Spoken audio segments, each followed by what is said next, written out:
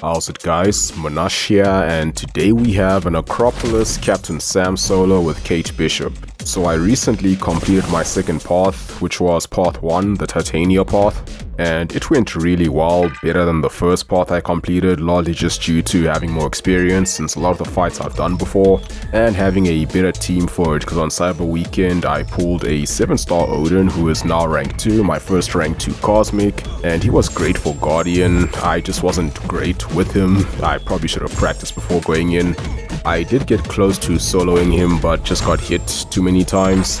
Then I also duped my 7-star Wong and took him to rank 2. He's been putting in a good amount of work, making a lot of these solos very easily, getting hit a lot, yet still finishing with at least 95% health. And then Juggernaut is also rank 2 now, though he wasn't really needed as much for this path. He's mainly just for the inverted controls on Grandmaster.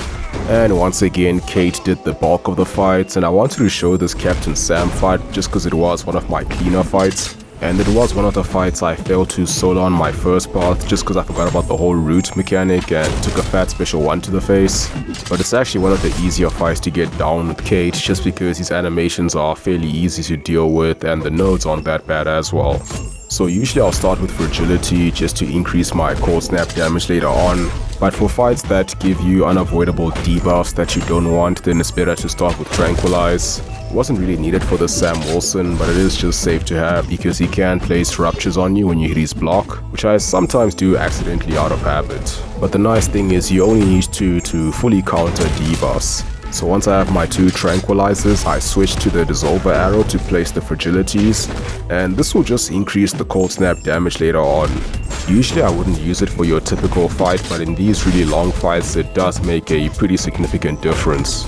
Then once those 3 are applied, I place the cold snaps, and by the way I am using the America Chavez synergy, which allows you to place a maximum of 3 of each arrow type instead of 2. So that gives her a pretty big damage boost, particularly in long fights.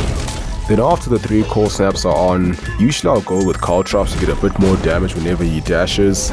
But I think in this fight I went for the special 3 first, because it does give you a cruelty passive, and if you get a perfect release, which is just a special 3 minigame, you also get a precision passive to increase your crit rate. Not really needed, although the cruelty does increase her cold snap damage when you reapply them.